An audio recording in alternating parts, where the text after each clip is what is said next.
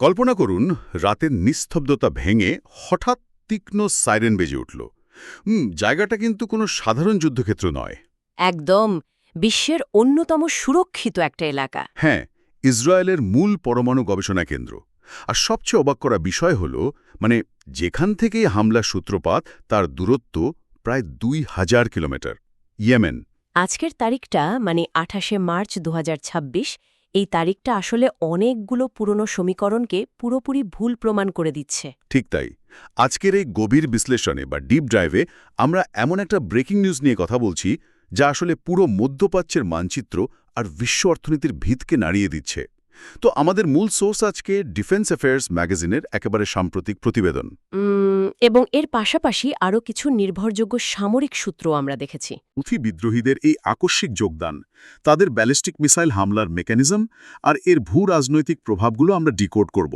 তবে একটা বিষয় শুরুতেই পরিষ্কার করা ভালো, আমাদের এই আলোচনার উদ্দেশ্য কিন্তু কোনো পক্ষের, তা সে ইসরায়েল হোক বা প্রতিরোধক্ষ হোক, কাউকেই রাজনৈতিকভাবে সমর্থন করা নয়।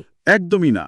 আমাদের লক্ষ্য শুধু প্রাপ্ত তথ্যের ভিত্তিতে একটা নির্মোহ আর কৌশলগত চিত্র তুলে ধরা। তো চলুন সরাসরি গ্রাউন্ড জিরোতে যাই। ডিফেন্স অ্যাফেয়ার্স ম্যাগাজিন বলছে হুথিরা দক্ষিণ ইসরায়েলের সংবেদনশীল সামরিক স্থাপনাগুলো লক্ষ্য করে ব্যালিস্টিক ক্ষেপণাস্ত্র ছুড়েছে। ইসরায়েলি সামরিক বাহিনীর রিপোর্ট অনুযায়ী তারা অন্তত একটি ক্ষেপণাস্ত্র প্রতিহত করতে পেরেছে, আর এখনও পর্যন্ত হতাহতের কোনো খবর নেই। কিন্তু আমার কাছে সবচেয়ে ভয়ঙ্কর লেগেছে যে বেয়ারশেবা আর মূল পরমাণু গবেষণা কেন্দ্রের আশেপাশে অন্তত ৩বার সাইরেন বেজেছে। এই ব্যালিস্টিক মিসাইল জিনিসটা আসলে কি? আমরা তো রকেটের কথা শুনি, তার চেয়ে এটা কতটা আলাদা? এটা খুব চমৎকার একটা প্রশ্ন। আমরা তো প্রায়ই মিসাইল শব্দটা শুনি, সাধারণ রকেট বা ক্রুজ মিসাইল কিন্তু বায়ুমণ্ডলের ভেতর দিয়ে অনেকটা বিমানের মতো সমান্তরালভাবে উড়ে যায়। আচ্ছা। কিন্তু ব্যালিস্টিক মিসাইলের মেকানিজম পুরো আলাদা। এটা ছোড়ার পর রকেট ইঞ্জিনের সাহায্যে সোজা ওপরের দিকে, মহাশূন্যের দিকে উঠে যায়। একটু থামাই, মহাশূন্যে মহাকাশ ছুঁয়ে তারপর নিচে নেমে আসে? ঠিক তাই। বায়ুমণ্ডল ছাড়ানোর পর এর জ্বালানি শেষ হয়ে যায়, আর তারপর পৃথিবীর মাধ্যাকর্ষণ শক্তির টানে প্রচণ্ড বেগে নিচে নামতে থাকে। ও ওয়াও! আর এই নামার গতিটা শব্দের চেয়ে কয়েক গুণ বেশি থাকে, হাইপারসনিক পর্যায়ে চলে যায়। এই প্রচণ্ড গতির কারণেই এটাকে মাঝপথে আটকানো বিশ্বের যে কোনো আকাশ প্রতিরক্ষা ব্যবস্থার জন্যই একটা দুঃস্বপ্ন। বুঝতে পেরেছি। এই হামলাটা যেন আগে থেকেই দাউ দাউ করে জ্বলতে থাকা একটা ঘরে নতুন করে বারুদ ছুঁড়ে মারার মতো অবস্থা। চমৎকার উপমা। আর এখানেই ইসরায়েলের জন্য মূল চ্যালেঞ্জটা তৈরি হয়েছে। তাদের অ্যারো বা ডেভিড স্লিংয়ের মতো সিস্টেমগুলো মূলত এই থ্রেট মোকাবেলার জন্যই তৈরি। কিন্তু ইরান আর হিজবুল্লাহ তো আগে থেকেই হামলা চালাচ্ছে, তার উপর এখন ইয়েমেন থেকে হুথিরা। একদম ২,০০০ কিলোমিটার দূর থেকে হুথিদের এই সরাসরি ব্যালিস্টিক আক্রমণ পরিস্থিতিকে সম্পূর্ণ নতুন একটা মাত্রায় নিয়ে গেছে। এখানে আমার মাথায় একটা আইটি বা কম্পিউটার টেকনোলজির উপমা আসছে। এই পুরো আক্রমণ কৌশলটা কি অনেকটা সার্ভারে ডিডিওএস বা distributed denial of service attack করার মতো নয়? ইন্টারেস্টিং চিন্তা। কিভাবে মেলাচ্ছেন বিষয়টা? ধরুন একটা সার্ভারে একই সাথে হাজার হাজার ভুয়া রিকোয়েস্ট পাঠানো হলো, তখন সার্ভার ওভারলোড হয়ে ক্র্যাশ করে। এখানেও কি ইসরায়েলের আকাশ প্রতিরক্ষা ব্যবস্থাকে সেভাবেই ওভারলোড করার চেষ্টা হচ্ছে না? একসাথে অনেকগুলো ফ্রন্ট থেকে? হ্যাঁ, উত্তরে হিজবুল্লাহ, পূর্বে ইরান আর এখন দক্ষিণে হুথি একসাথে হামলা চালিয়ে সিস্টেমকে জ্যাম করে দেওয়ার চেষ্টা। এই ডিডিওএস অ্যাটাকের উপমাটি এখানে শতভাগ নিখুঁত। আধুনিক রণকৌশলের সবসময় যে সরাসরি বিল্ডিং ধ্বংস করে জিততে হয়, ব্যাপারটা আসলে তেমন নয়। তাহলে মূল বিষয়টা কি? এখানে মনস্তাত্ত্বিক যুদ্ধ আর অ্যাসিমেট্রিক ওয়ারফেয়ার বা অসম যুদ্ধ বিশাল ভূমিকা রাখছে। ইসরায়েলের সিস্টেম যতই উন্নত হোক, তাদের ইন্টারসেপ্টর বা মিসাইল ধ্বংসকারী রকেটগুলোর সংখ্যা তো আর অসীম নয়। হ্যাঁ, আর দামের দিক থেকেও তো আকাশ পাতাল তফাত। ঠিক, একটা অ্যারো ইন্টারসেপ্টরের দাম কয়েক মিলিয়ন ডলার। অন্যদিকে হুথিদের ওই ব্যালিস্টিক বা ড্রোন প্রযুক্তির খরচ হয়তো কয়েক হাজার বা খুব বেশি হলে লাখ ডলারের মতো। তার ধরুন $50,000 একটা আক্রমণ ঠেকাতে $2 মিলিয়ন খরচ করতে হচ্ছে। এটা তো অর্থনীতির দিক থেকে মারাত্মক রক্তক্ষরণ। ঠিক এই জায়গাটাই হলো হুদিদের মূল কৌশল। তারা খুব ভালো করেই জানে পরমাণু গবেষণা কেন্দ্রের আশেপাশে নিশ্ছিদ্র নিরাপত্তা আছে। তাদের মিসাইল সেখানে সরাসরি আঘাত হানতে পারবে কিনা সেটা এখানে মুখ্য নয়। তাহলে মুখ্য বিষয় হল ইসরায়েলকে তাদের মহামূল্যবান ইন্টারসেপ্টরগুলো খরচ করতে বাধ্য করা। একদম ঠিক। সামরিক ভাষায় একে কস্ট ইম্পোজিশন স্ট্র্যাটেজি বলে, মানে শত্রুকে অর্থনৈতিকভাবে বাধ্য করা যাতে সে নিজের প্রতিরক্ষায় বিপুল অর্থ ব্যয় করে। আর ওই যে সাইরান বাজার বিষয়টা, সাধারণ মানুষের মনে যে চরম আতঙ্ক তৈরি হয়, সেটাও তো একটা বড় ফ্যাক্টর, তাই না? অবশ্যই। হুদিরা দেখাচ্ছে যে এত দূরে থেকেও তারা ইসরায়েলের সবচেয়ে সুরক্ষিত জায়গায় পৌঁছাতে পারে। এই মনস্তাত্ত্বিক চাপ তৈরিটাই তাদের প্রাথমিক সাফল্য হিসেবে ধরা হচ্ছে।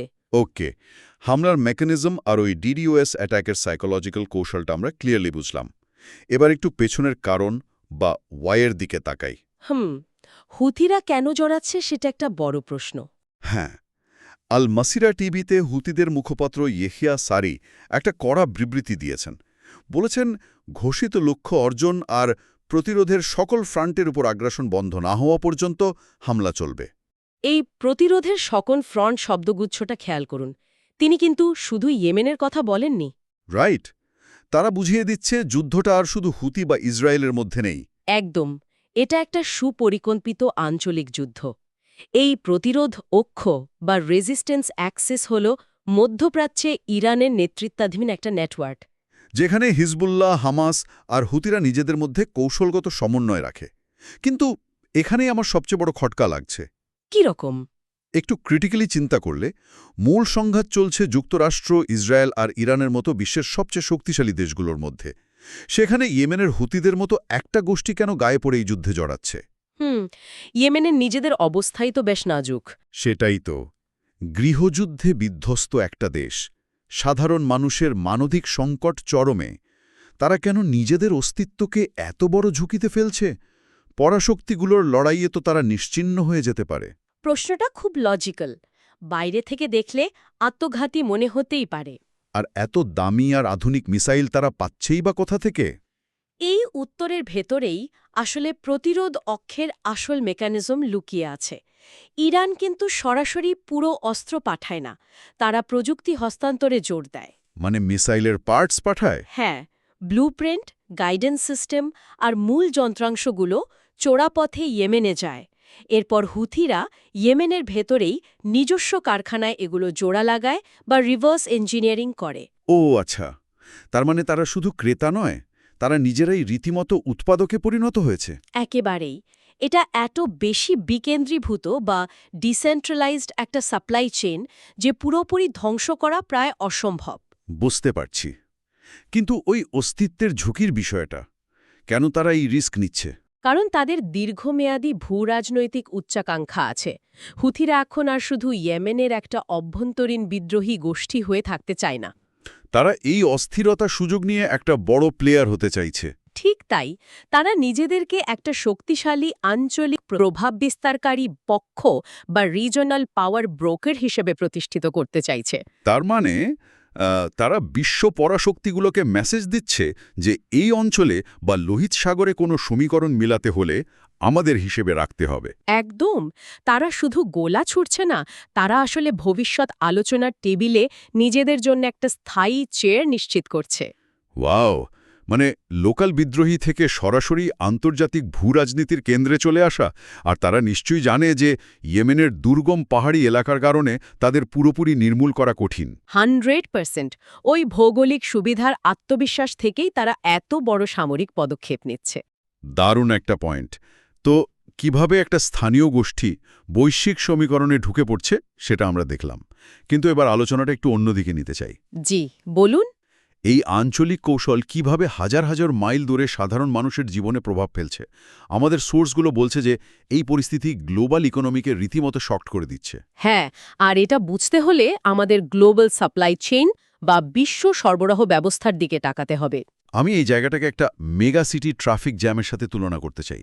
মানে ধরুন, লোহিত সাগর আর বাব এল মান্দেব প্রণালী হল বিশ্ব বাণিজ্যের সবচেয়ে ব্যস্ত একটা টোল বুথ বা হাইওয়ে। খুব সুন্দর উপমা। এখন এই টোল বুথের কাছে যদি কেউ স্নাইপার নিয়ে বসে থাকে, তখন তো আর কোনো গাড়ি ওই রাস্তায় যাবে না। তো বিশ্ব অর্থনীতিও তো একটা বিশাল শিরা উপশিরার জালের মতো। একদম তাই। আমার প্রশ্ন হল, বেয়ারশেবার আকাশে একটা মিসাইল আটকালে দূরের কোনো দেশের সাধারণ মানুষের বাজারের ব্যাগে কিভাবে প্রভাব পড়ে? এই ব্লকেজের আসল মেকানিজমটা কি? এই টোল বুথের উপমা ধরেই বলি, লোহিত সাগর আর সুয়েজ খাল দিয়ে বিশ্বের মোট বাণিজ্যের প্রায় 12-15% পারাপার হয়। তেল, এলএনজি থেকে শুরু করে খাদ্যশস্য সবই থাকে।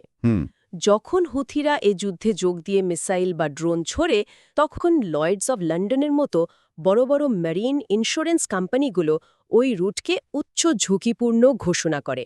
আর এর মানেই হলো ইন্স্যুরেন্স বা বিমার খরচ রাতারাতি বেড়ে যাওয়া, তাই তো? ঠিক তাই। একে বলে ওয়ার রিস্ক প্রিমিয়াম। একটা $100 মিলিয়ন জাহাজের ইন্স্যুরেন্স হয়তো আগে কয়েক হাজার ডলার ছিল, কিন্তু হামলার পর সেটা জাহাজের মূল্যের 1% বা তারও বেশি হয়ে যায়। মানে শুধু ওই প্রণালী পার হতেই একটা জাহাজকে অতিরিক্ত $1 মিলিয়ন গুনতে হচ্ছে। বাপরে! হ্যাঁ, আর এই বিশাল খরচের ধাক্কা সামলাতে না পেরে বড় বড় শিপিং কোম্পানিগুলো বাধ্য হয়ে লোহিত সাগর এড়িয়ে আফ্রিকার কেপ অফ গুড হোপ ঘুরে জাহাজ চালায়। কিন্তু আফ্রিকা ঘুরে যাওয়ার মানে তো পথ অনেক লম্বা হয়ে যাওয়া। এতে ঠিক কী ধরনের চেন রিঅ্যাকশন তৈরি হয়? পথ ঘোরানোর ফলে ইউরোপ আর এশিয়ার যাত্রায় অতিরিক্ত 10 থেকে 14 দিন সময় বেশি লাগে। মানে জাহাজের জ্বালানি খরচ প্রায় 30-40% বেড়ে যায়। আচ্ছা। কিন্তু সবচেয়ে বড় বিপর্যয়টা ঘটে সাপ্লাই চেনের জাস্ট ইন টাইম ম্যানুফ্যাকচারিংয়ে। 1 মিনিট, এই জাস্ট ইন টাইম বিষয়টা একটু ক্লিয়ার করবেন। অবশ্যই। মানে ধরুন, আধুনিক কারখানায় কিন্তু মাসের পর মাস পার্টস জমিয়ে রাখা হয় না।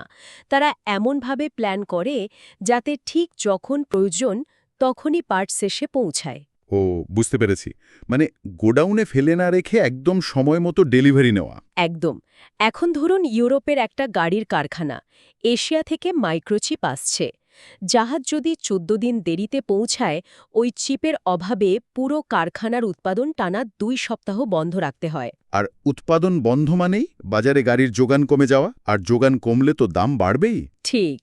একইভাবে সুপারমার্কেটেও নির্দিষ্ট সময়ে খাবার বা পণ্য না পৌঁছালে সংকট তৈরি হয়। তার মানে এই পরিবহন খরচ বৃদ্ধি, তেলের দাম বাড়া আর কারখানার উৎপাদন ব্যাহত হওয়া, এই সব কিছুর এক্সট্রা খরচ শেষ পর্যন্ত ওই পণ্যের প্রাইস ট্যাগের সাথে যুক্ত হয়। 100%। কোম্পানিগুলো তো আর নিজেদের পকেট থেকে ক্ষতিপূরণ দেবে না, তারা এটা সরাসরি ক্রেতাদের ঘাড়েই চাপায়। ফলে বিশ্বজুড়ে মূল্যস্ফীতি বা ইনফ্লেশন বেড়ে যায়। একদম। বাজারে তেলের দাম একটু এদিক সেদিক হলেই ট্রান্সপোর্ট আর বিদ্যুতের খরচ বাড়ে, যা শেষ পর্যন্ত সাধারণ মানুষের নিত্য প্রয়োজনীয় জিনিসের দাম বাড়িয়ে দেয়। আর বিশ্ববাজার তো সবসময় স্থিতিশীলতা পছন্দ করে। ঠিক বলেছেন।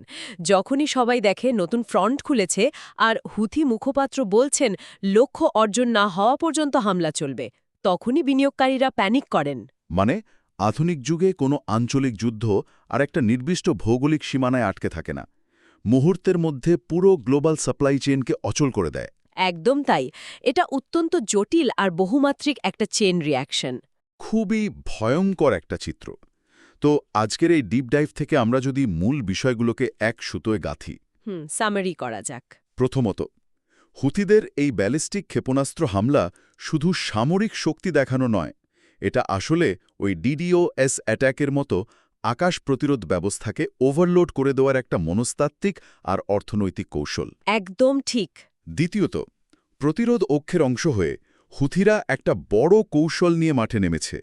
তারা শুধুবার স্থানীয় বিদ্রোহী নেই, বরং প্রযুক্তির মাধ্যমে একটা গ্লোবাল থ্রেটে পরিণত হয়েছে এবং আঞ্চলিক পাওয়ার ব্রোকার হিসেবে নিজেদের প্রতিষ্ঠিত করছে।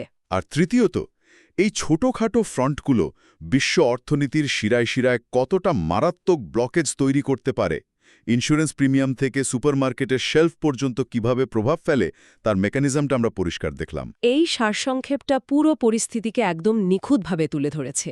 আজকের প্রযুক্তি আর বিশ্বায়ন যুদ্ধের প্রভাবকে একেবারে সবার ঘরের দোরগোড়ায় নিয়ে এসেছে। সত্যি তাই। তো আমাদের আজকের এই গভীর বিশ্লেষণ আমরা এখানেই শেষ করছি। তবে যাওয়ার আগে পুরো বিষয়টি নিয়ে চিন্তার জগতে একটা নতুন দরজা খোলা রেখে যেতে চাই। আজকের এই ঘটনা প্রবাহ আমাদের একটা সম্পূর্ণ নতুন বাস্তবতার মুখোমুখি দাঁড় করাচ্ছে। একটু ভেবে দেখুন, তুলনামূলকভাবে ছোট একটা সশস্ত্র গোষ্ঠী, যাদেরকে আমরা পরাশক্তিতে দূরের কথা একটা স্থিতিশীল রাষ্ট্রকাঠামোর ভেতরেও ফেলতে পারি না, তারা যদি শুধু সস্তা ড্রোন আর চোরাই প্রযুক্তির ব্যালিস্টিক মিসাইল দিয়ে নতুন ফ্রন্ট খুলে পরাশক্তিগুলোর মাল্টিমিলিয়ন ডলারের আধুনিক আকাশ প্রতিরক্ষা ব্যবস্থা আর পুরো বৈশ্বিক অর্থনীতিকে এভাবে নাড়িয়ে দিতে পারে? তবে কি ২১ শতকে পরাশক্তি হওয়ার পুরনো সংজ্ঞাটাই চিরতরে বদলে যাচ্ছে? খুবই চিন্তার বিষয়। সামরিক খাতে ট্রিলিয়ন ডলার ব্যয় করা দেশগুলো কি এখন এই ধরনের অ্যাসিমেট্রিক বা অসম যুদ্ধের কাছে জিম্মি হয়ে পড়ছে? আধুনিক যুদ্ধের নিয়মগুলো কি তবে নতুন করে লেখার সময় এসে গেছে? এই প্রশ্নটি আমাদের ভবিষ্যতের ভূ রাজনীতিকে নতুন করে ভাবতে বাধ্য করবে।